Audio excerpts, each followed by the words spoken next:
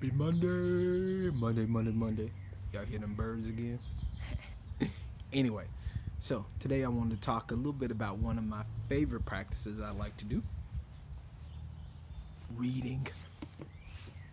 So, reading is something that can be done basically anywhere, anytime, any place you want to be. In your house, in your car, on an airplane, on a boat, on a spaceship. I don't know, who cares? But you can do it anywhere. And you can do it anytime for how long you want to do it. 5 minutes, 10 minutes, 30 minutes, 40 minutes. It just depends on what you want to do. Now, some of us read with intention. So we may read a self-help book. We may read scripture. We may read a comic book. We may read mystery. Some of us are forced to read because we in school. But whatever it is, there can be intentionality while we read. And sometimes it could be just, it's a good escape from a long day or whatever. Now, there are many forms of things you can read. That can be comic books, magazines, articles, poems, short stories, etc. You can read anything with intention, but reading can be a practice in many forms because sometimes we just think about these books.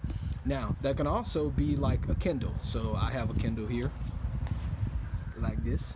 Audiobooks can also be another form of how we can read, but we can take in that reading how we feel. Now, one of the reasons I bring this up is because reading, as I mentioned before, can be a way for us to kind of find an escape.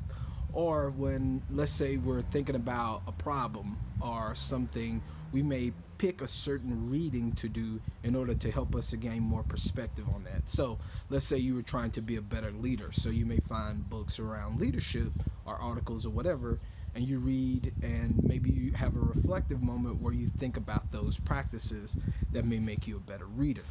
So reading is like a beautiful way for do this, and you can also do it with your family as well. So our friends, or with your students, you may all pick the same book to read, and you talk about what everyone got out of that book.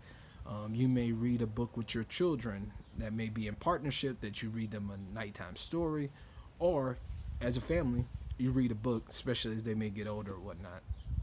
So for my educators, there is a practice called Lectio Divino, which basically comes from like the Roman Catholic idea of reading, reflection, prayer.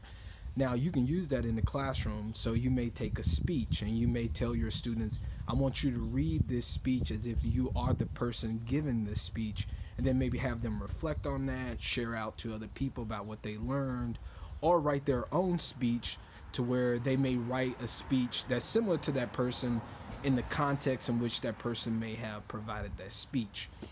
So reading is a beautiful way for us to have a practice that we can do often. We can do it whenever we want, whatever kind of mode you want to do. Anytime, anywhere. Spaceships, boats, planes. I already told y'all this. So what I offer to us this week is, let's read. Whatever that is for you, maybe take 5 minutes, 10 minutes, an hour, whatever.